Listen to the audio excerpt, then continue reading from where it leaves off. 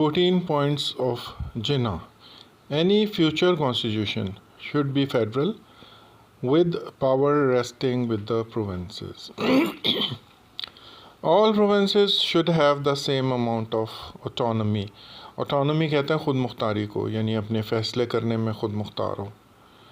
All legislatures and local bodies should be constituted with adequate representation of minorities. और मुस्लिम ज़ाहिर minorities में ही आते थे, सिख्स आते थे, सिर्फ हिंदूस जो थे वो मेजॉरिटी में थे.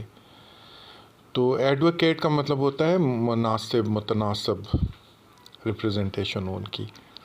और लेजिस्लेचर्स वो तमाम बॉडीज़ होती हैं, वो जैसे कि सेनेट है, नेशनल असेंबली है आजकल, और प्रोविंशियल असेंबली है, इस तरह से उस दौर में जो भी थी. Muslim should have 1/3 of the seats in the central assembly. Election should be by separate electorates. और any territorial changes should not affect the Muslim majority in Bengal.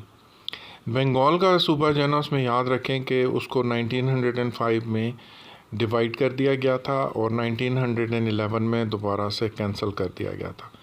तो उसका एक फ़ायदा हुआ था मुसलमानों को कि उनका एक रिप्रेजेंटेटिव जो है वो असेंबली में पहुंच गया था. तो ये उसकी तरफ इशारा है.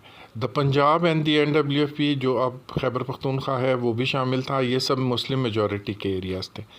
The failure of Congress to accept these proposals was to have a major impact on the history of the subcontinent. Describe this movement as the parting of the ways, and it was certainly an important step in the eventual partition of India.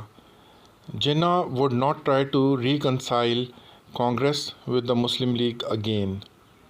Instead, it was time to make clear that what was acceptable for the Muslim point of view. 7. Full liberty of belief and worship shall be granted to all communities. ज़ाहिर है इसमें मुसलमान भी शामिल थे. Number 8. No bill shall be passed in any elected body if 3/4 of any community in that body opposed it.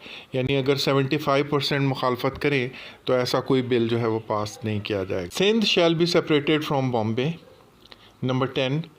There should be reforms in the NWFP and Balochistan to put them on the same footing as other provinces.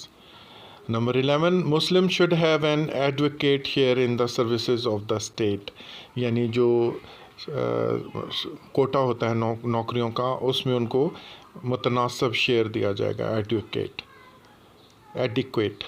तो number 12. Muslim culture, education, language, religion and charities should be protected by the constitution.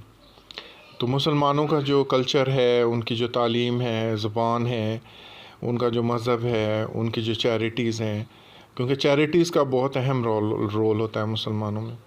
ज़कात होती है, वो इनकी एक फ़र्ज़ है, 5वां पिलर है.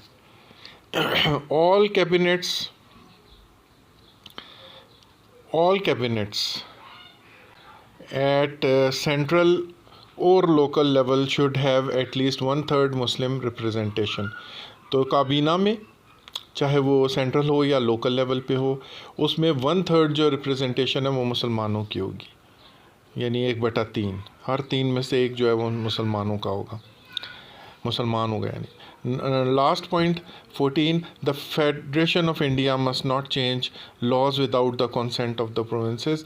जो फेडरेशन है यानी सेंट्रल गवर्नमेंट ऑफ इंडिया है, वो कोई भी कानून तब्दील नहीं करेगी जब तक कि सूबाई उसको रजामंदी ना मिल जाए, यानी सूबाई कंसेंट ना मिल जाए.